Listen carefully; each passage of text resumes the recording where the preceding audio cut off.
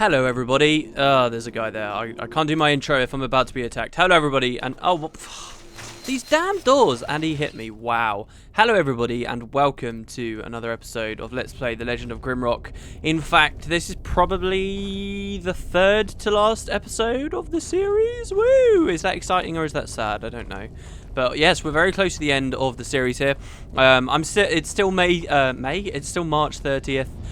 Yes, I am going along with this idea. I wanted to use that crystal there. I am going along with this idea of finishing it all up today, except maybe the bonus episodes. I do have a lot of them that I've mentioned a lot of things in these last recent episodes that I filmed back to back. Lots of stuff I want to do bonus episodes on, but I can't quite remember anymore what they all were. So I'm gonna have to form a notepad file or something when I edit in a second. We're actually in a really bad situation here with that guy because I can't dodge left or right, and they do hit an awful lot. Why does that keep happening?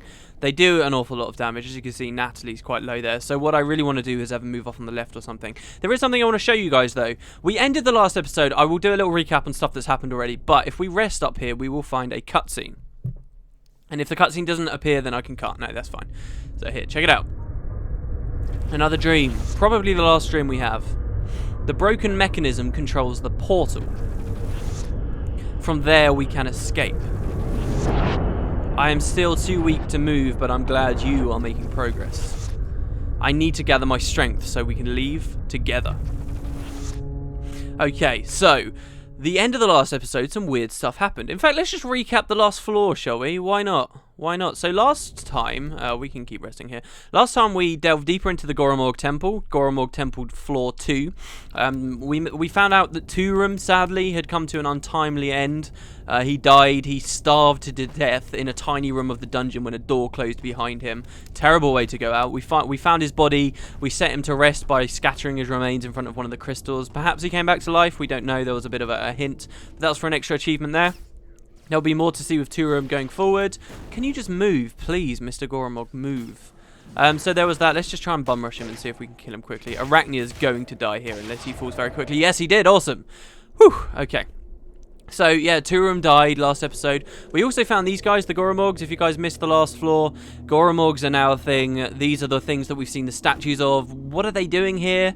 Well, we're going to find out very soon, in fact, because, as I say, we're coming up very close to the end of the game, and all of the answers that you, well, many of the answers that you seek shall soon be answered. So, yeah, we kind of did that. We progressed through the Grimrock Temple.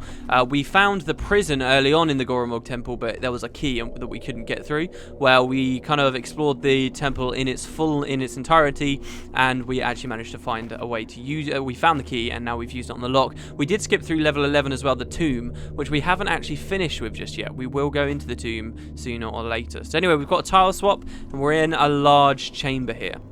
Very weird looking chamber with many cogs and stuff on the walls. This is the bit that I think is quite jarring for a lot of people. Now, luckily for me, I have played old school RPGs, multiple old school RPGs. The one I've mentioned most in this series is Might and Magic 6. I don't know, it's a bit of a trope of them that they just seem to kind of change it up aesthetically very quickly towards the end, and it all becomes very futuristic. In terms of Might and Magic 6, you basically just got rid of all of your equipment towards the end of the game, and just everybody got laser guns and stuff, and it was just crazy. Like, you went to the bottom of a pyramid, and all of a sudden it turned into like this ancient alien civilization type area, and it was pretty crazy. So I was used to this, and I really liked the change up in Grimrock. They don't change the tile sets that much, so I really like that they make it very significant when they finally do. But I think this might have been a bit jarring for some people, and they wouldn't have really understood it. At least maybe these hints that I've pointed out as we've gone through the game will make this seem like less of a jarring experience for you guys. Anyway, I didn't quite catch it. There is a cool animation to these guys. There's another new type of enemy here. There are only... Ow, I didn't mean to do that. Wow, I didn't realize he was going to charge me. There are only 4 of these types of enemies in the game. These are wardens. Now, I want to show very carefully to you guys exactly where the wardens come from, because there are 4 wardens in this room. They're the only ones in the game. Ouch, they do a lot of damage, as you can see. And they are all stood with their backs to a specific area in this room, which I will show you. First, I'm going to heal up, though. There are also, in that large room, 4 Goromorgs, which you need to be very careful of, because, especially if you're fighting the wardens, if you fight the wardens with the Goromorgs around, the Goromorgs already do so much damage and at range. They're the perfect complement to the capabilities of the wardens. The wardens themselves, you can fight just like ogres, just be careful of them. Wow, I ran forward really far there without meaning to. So just be careful of them and deal with them in the same way you would ogres. They take a long time to die, though, a really long time, if all you're going to do is shoot them while they're charging around. So there is a more risky move you can make, which you're going to see me try here, which might be a little bit harder to pull off with commentary. But basically, what you can do is, also you can stop them charging you if you attack them like that. What you can do is keep dodging in circles around them, just like any other enemy, but if you keep like 1 step ahead of them, you can get lots of backstabs off very quickly. Can you see like this? And backstabs do such a significant amount of damage to these enemies that you're going to have a much better time fighting them. They'll drop much quicker. Again, here's a Goromorg, so you need to be careful.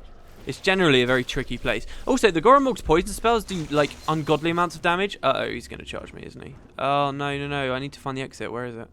It's over there. Okay, that's good. So try and deal with Goromorgs as best you can. And don't, like, rest as well if you're not 100% sure that you can rest, that it will be safe to. Generally, I'm in a very bad situation here because he's going to charge me. Oh, no. And then it put me through the portal twice. I hate the way it does that. Why does the game do that? Hold on, let me heal up again. You may notice that towards the end of the game, I just keep basically res rushing here. I'm doing the Grimrock equivalent of res rushing. We're going to have to rest, though, before it activates again. There we go. Right. I also feel kind of inclined to point out that that's the last save crystal in the game. I'll try and point out as many of the last things in the game that we fight. I mentioned that we could have fought the final Ugardian the other day. That's not true. There's like, in particular, one really kind of significant Ugardian that we're going to fight soon enough. Anyway, we'll let him charge down there. Hopefully get rid of him for a minute. And in the meantime, we can kill... don't step to the side. We can kill this Goromorg here. As long as Matey Boy doesn't charge me. Oh, didn't mean to do that. Yeah, as you can see, look, Arachnia isn't taking very much damage. That's because, if you guys... Again, just to recap, we got a really nice shield last episode. The Shield of the Elements, which helps us significantly against Ugardians, particularly for Arachnia. She's about as defensive now as Liss is, even though Liss has far more health. Don't forget, Arachnia is kind of meant to be the evasive... Oh, God, excuse me. Arachnia is meant to be the evasive one. That's because I just had a really big gulp of water there. Arachnia is meant to be the evasive one, and Liss is supposed to be sort of the chaos of the backline, basically. And now they're both about as defensive as one another, which is cool. So anyway, yeah, as I say... These guys are injured. There we go. He died. Thank God, because he was going to hit me. These guys are like the ogres. I've never really mentioned it in the Let's Play, but they can attack you side on. Like, they have a sweeping attack that hits the square to the side of them. And one of the things I'm really hoping, and I'm seeing a lot of people talking about with Grimrock 2, I'm hoping that there'll be lots of different types of enemies in the second game that can attack in more interesting ways like that to stop the kind of square dancing so much. Anyway, there is another Goromorg for us to fight, so I want to be careful of that. First, I'm going to point something out to you guys, though. Near the entrance, just on the right of the entrance as you leave, over here you'll find a small cubbyhole with 3 Goromorgs that are, like, covered in black. And they've got some weird, like, green grime on them as well. Remember this area, okay? Remember the 12th of November. I hate that rhyme because I can never actually remember the date. Like, it doesn't help you remember the date, it just helps you remember a crappy rhyme. That Guy Fawkes Day is a thing. Guy Fawkes Day, by the way, is kind of a celebration we have in England about... in reference to Guy Fawkes, who tried to blow up Parliament. And it's not because he tried to blow up Parliament, but it's rather that he got caught with much gunpowder. Anyway, that's beside the point. Right, we get a note here. This is the only pickup in this whole kind of section, the prison. There's a note on this pedestal here, which reads, "The seals of the gates will burst open if the shackles of the prisoner are broken." So, we're kind of a prisoner, aren't we? But it seems there's another prisoner. Now, we had another note last time. That's not it. Why do I still have that recipe? We had another note last episode, which I didn't want to comment on, but I will now. It was Turum made a note that basically the dungeon seems to be designed so that you can only go through it one way. You can only travel deep into it. You can't get back out the other way. Now, why? And he ponders, why is it designed like that? Well, the answer to that question, sort of, is that, yes, it's a prison, but it's not a prison for us. It's a prison for something else. So that's kind of the idea, that you're meant to be able to explore all the way down here, but you're never meant to be able to get back out, and that's the whole point. So anyway, here's the next guy, and you notice how he's not attacking us, the next warden. He's not attacking us. That's because these guys he's kind of charged with defending that thing that's behind him, which we can't clearly see as anything other than a big steel wall at the moment, or an iron wall. So we can't quite see why he stood there, but there are 4 wardens, as I say, and they all have their backs to that one square in the dungeon. It all leads to that square here, which is here. So there's something significant behind him. And we've been hearing about a big machine that we're trying to fix to open a portal to escape, or could this be it? So what you want to do is lure them out by standing close to them like so, and then you can start to attack them. You'll notice as well, another reason why my specific team takes a long time to kill these guys is being made of metal, or at least having metal-clad armor. These enemies actually are immune to poison damage, so I don't really do anything to them on Arachnia, unless I start actually using my ice attacks, which I feel like we should be using a bit more. So it was a timely... I'm really glad, honestly, that these guys are immune to poison damage, because frankly, if they weren't, then this would have been a massive waste of time going into any other skill tree. So I'm happy that at least they are, because now I can take advantage of my ice spell while fighting them. Though it is a lot of clicking, it's already a lot of clicking to try and make sure I get my backstabs going, so... And as you can see, if I stop moving, then I get screwed. And there you go, that was a pretty quick kill there, honestly, on that guy. You might notice I lose bolts in this room because of all the pits. Yes, there are pits. We're currently on level 12. There is a pit going down to level 13, which is pretty crazy. So don't worry. If I do lose the bolts, then I'll just be able to regain them later. Speaking of Arachnia and having leveled up, she has leveled up. Let's go 4 more into ice magic. That spell that she's unlocked here, this is enchant frost arrows. So we can do that. I want to demonstrate it because we're kind of in the last stretch. I feel like there's a lot of stuff that I want to demonstrate that I probably should. So there you go. Also, I've been looking at the spell lists. Okay, this is the bolt. You combine any element with that to turn it into a bolt. That is fire. That is earth. That is ice. And I believe that is air, maybe? This is shield. What is that? I don't know what that is. That is to enchant arrows in combination with other stuff as well as that. But what's that? I'm not sure. I genuinely don't know. Maybe it's only used for the invisibility spell, because that's the only other weird spell that I think I know of. So anyway, that's the next warden dealt with. There should still be a Grimrock walking around. Behind where the warden was stood, you can now see there is that weird thing there. But I don't want to get caught there, because I can hear the other wardens moving around. I've just triggered them. Generally, you want to be careful in this. Don't spawn all of the wardens. Don't cause them to all get pissed off with you too quickly, as I did on my original run, because then it becomes a lot more difficult. Kind of save yourself, and he didn't take any damage. Brilliant. When you're fighting these guys as well, try to get yourself into good little square areas. I'm not going to bore us all with watching this, so try and get into square areas. Obviously, the more room you have, the better. Don't fall down any pits prematurely. If I were you, I want to clear this whole area out. 4 Grimrocks, 4 wardens. There's the other Grimrock. Hey, where have you been hiding? Obviously, because the wardens are quite slow, we should be pretty safe. For now, just fighting these guys. Break your shield, come on. Why isn't a shield breaking? Break, there we go. Thank you. I'm not sure what the mechanics are behind this shield. I'm not sure if you can summon a shield like that either. It's like they all use player ability spells. That warden's going to charge me. Thank God. Okay, good. They all used abilities that players can use, but I don't seem to know how to cast that spell shield. I don't know whether it's really a thing. Anyway, we just crit there, which is good. Going to give us a little bit of extra health. And now, again, we can dance around this guy. As long as you stay behind him, this is the best situation to be in, really. If he's in the middle and you have full 360 control around him, that's what you're going to be. Because they can attack you from the side, right? So try not to linger around the sides too much. And I'm not sure whether these frost bolts are doing anything extra to him. So, yeah, there we go. Nice. I quite like this as well because there's a little bit of backstabbing play.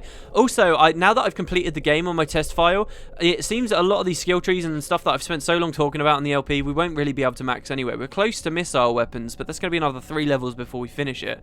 I may, one of the bonus episodes might be me like grinding on enemies in earlier levels before I like complete the game, just so that I can demonstrate what a lot of the cooler abilities are and stuff.